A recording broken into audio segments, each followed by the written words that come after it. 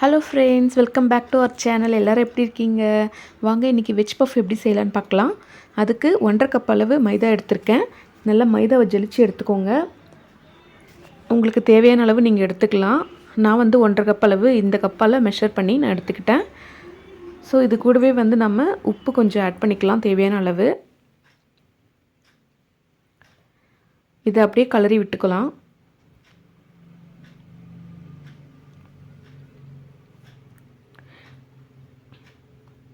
அரை டம்ளர் தண்ணி சேர்த்து கொஞ்சம் கொஞ்சமாக சேர்த்து நம்ம நல்லா மிக்ஸ் பண்ணி விட்டுக்கலாம். இந்த மாவை நீங்கள் நல்லா பிசையணும். நல்லா பிசைஞ்சு இந்த அளவுக்கு நல்லா சாஃப்டாக இருந்தால் போதும். பட் இருந்தாலுமே நமக்கு 1 ஹவர் நல்லா ஊறணும். ஸோ இது மாதிரி ஈரத்துணி போட்டு மூடி வச்சிடலாம். மாவு நல்லா 1 ஹவர் கிட்ட ஊறணுங்க. 1 ஹவர் நல்லா ஊறட்டும். இப்போது நம்ம ஸ்டஃபிங் ரெடி பண்ணிடலாம். ஸ்டஃபிங் ரெடி பண்ணுறதுக்கு தேவையான பொருட்கள் பார்த்திங்கன்னா ஆனியனும் கேரட்டும் நான் எடுத்திருக்கேன். பட் இதில் நீங்கள் எல்லா காய்கறியுமே சேர்த்துக்கலாம், தப்பே கிடையாது. கேரட், பீன்ஸ், பொட்டேட்டோ, பட்டாணி இது போல் நீங்கள் எந்த காய் சேர்த்தாலும் ஓகே தான். பச்சை மிளகாவும் கூட ஆட் பண்ணிக்கலாம். டேஸ்ட்டு வேறு லெவலில் இருக்கும். இன்றைக்கி நான் பாப்பாவுக்கு செய்கிறதுனால பச்சை மிளகா ஆட் பண்ணல. ஏன்னா பச்சை மிளகா அவங்களுக்கு பிடிக்காது, சாப்பிட மாட்டாங்க. ஸோ அதனால் நான் மிளகாத்தூள் ஆட் பண்ணிக்கலான்ட்டு இருக்கேன். ஸோ இது போல் நீளமாக நீங்கள் கட் பண்ணிக்கோங்க. உங்களுக்கு எந்த சைஸ் பிடிக்குமோ அந்த சைஸில் நீங்கள் கட் பண்ணிக்கலாம். ஈவினிங் டைமில் உங்களுக்கு ஒரு நல்ல ஸ்நாக்ஸாக இருக்கும் இது. ஸோ கண்டிப்பாக ட்ரை பண்ணி பாருங்கள். நம்ம ஃப்ரீ டைமில் இதெல்லாம் நம்ம கட் பண்ணி வச்சுருந்தோன்னா நம்மளால் ரொம்ப குயிக்காக செஞ்சிட முடியும். இதை நீங்கள் மாவு மட்டும் கொஞ்சம் ஊற வச்சுருங்க பிசைஞ்சு. ஸோ உங்களுக்கு ரொம்பவே ஈஸியாக இருக்கும். ஸ்டஃபிங் கூட நம்ம ஈஸியாக ரெடி பண்ணிக்கலாம். மாவு பிசைகிறது தான் வேலை இதில்.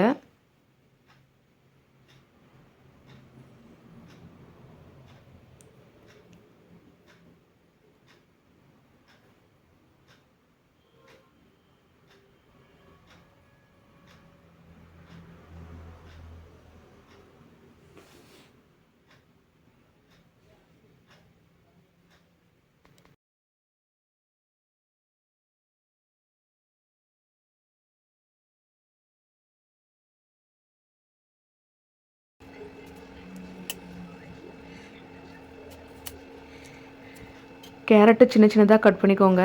ஏன்னா நீங்கள் ரொம்ப பெருசாக போட்டிங்கனாலும் உங்களுக்கு வேகாத போயிடும். ஸோ நாம் வேக வைக்க போகிறது எண்ணெயிலே தான் வேக வைக்க போகிறோம். ஸோ தண்ணி நம்ம ஊற்ற போகிறது கிடையாது. ஸோ அதனால் நீங்கள் எந்த அளவுக்கு சின்னதாக போட முடியுமோ அந்தளவுக்கு சின்ன சின்னதாக அரிஞ்சிக்கோங்க.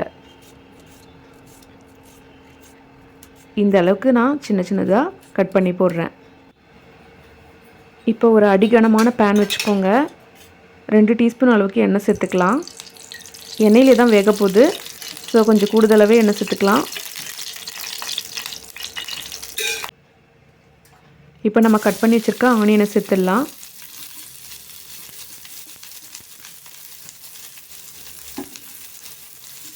ஆனியன் நல்லா வதங்கணும்.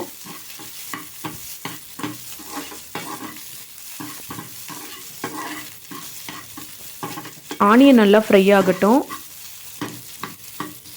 இந்த அளவுக்கு ஃப்ரை ஆனால் போதும். இப்போ நம்ம நறுக்கி வச்சுருக்க கேரட்டை ஆட் பண்ணிக்கலாம்.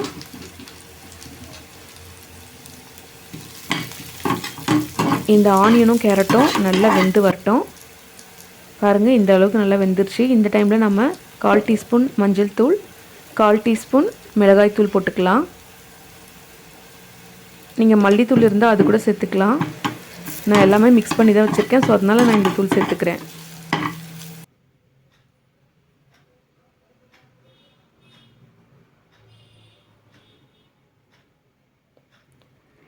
மாவு பாருங்கள், இந்த அளவுக்கு நல்லா அழகாக நம்மளுக்கு சாஃப்டாக இருக்குது பாருங்கள். 1 ஹவர் ஊறிடுச்சு.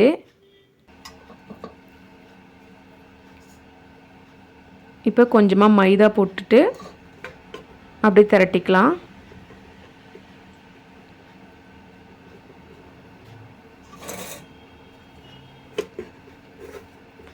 மெலிசாக திரட்டணும். நீங்கள் எந்த அளவுக்கு மெலிசாக திரட்டுறீங்களோ அந்தளவுக்கு உங்களுக்கு பஃப்ஸு சூப்பராக வரும்.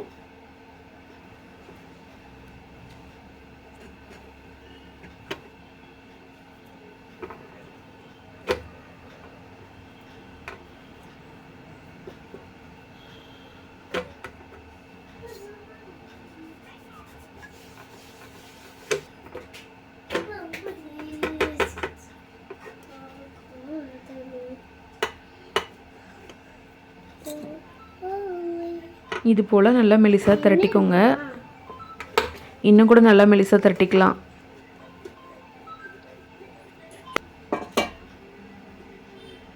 இப்போ இந்த சப்பாத்தியை நாம் 4 லேயராக மடிக்க போகிறோம்.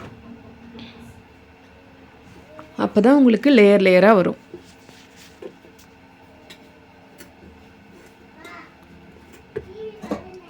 இது மாதிரி மடிச்சுக்கோங்க. இதுக்கு மேலே அழகாக இது போல் நல்லா திரட்டி விடுங்க.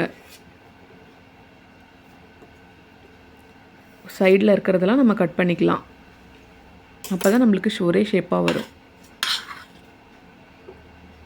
இப்போ ஸ்டஃபிங் ஆட் பண்ணிக்கலாம் ஃப்ரெண்ட்ஸ்.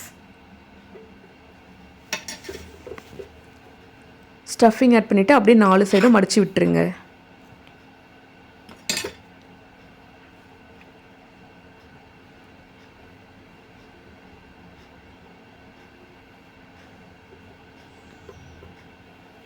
அந்த ஸ்டஃபிங் வந்து வெளியில் வரக்கூடாது நமக்கு. அவ்வளோதான், அந்த அளவுக்கு மடித்தா போதும். இது மாதிரி நல்லா அழகாக மடித்து விட்டுருங்க ஃப்ரெண்ட்ஸ். அவ்வளோதான். இப்போ மீதம் இருக்க மாவில் நாம் ரெடி பண்ணிடலாம். இதே போல் கொஞ்சம் கூட நம்மளுக்கு இதில் ஸ்டஃபிங் வெளியிலே வராது. நல்லா பைண்ட் ஆகிடுச்சு. ஸோ இது போலவே நாம் மற்றதையும் பண்ணி எடுத்துக்கலாம். 4 பீஸ் கிடச்சிருக்கு நமக்கு. இப்போ ஒரு பேனில் கொஞ்சமாக எண்ணெய் சேர்த்துக்கலாம். இந்த அளவுக்கு எண்ணெய் சேர்த்தா போதும். ஸோ இதை அப்படியே நம்ம பொரிச்சு எடுத்துக்கலாம். நீங்கள் இதை வந்து 2 விதமாக செய்யலாம். இது மாதிரியும் செய்யலாம். இன்னொரு மெத்தட் வந்து பார்த்தீங்கன்னா, இட்லி குக்கரில் வந்து நீங்கள் உப்பு கீழே அடியில் கொட்டிட்டு அதை அப்படியே நீங்கள் பேக் பண்ணுற மாதிரி பண்ணலாம். அப்படியே மூடி போட்டும் அந்த மாதிரியும் வேக வைக்கலாம். இப்போ நான் குயிக்காக செய்கிறதுக்காக இது மாதிரி செய்கிறேன்.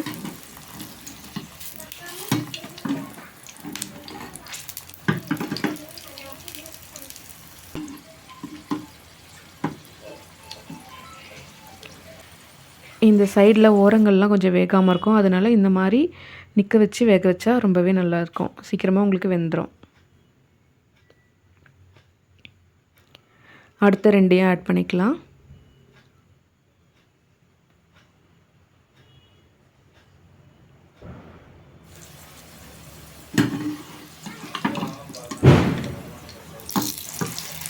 உங்களுக்கு வந்து கேஸ் வந்து பார்த்தீங்கன்னா லோ ஃப்ளேமில் தான் இருக்கணும்.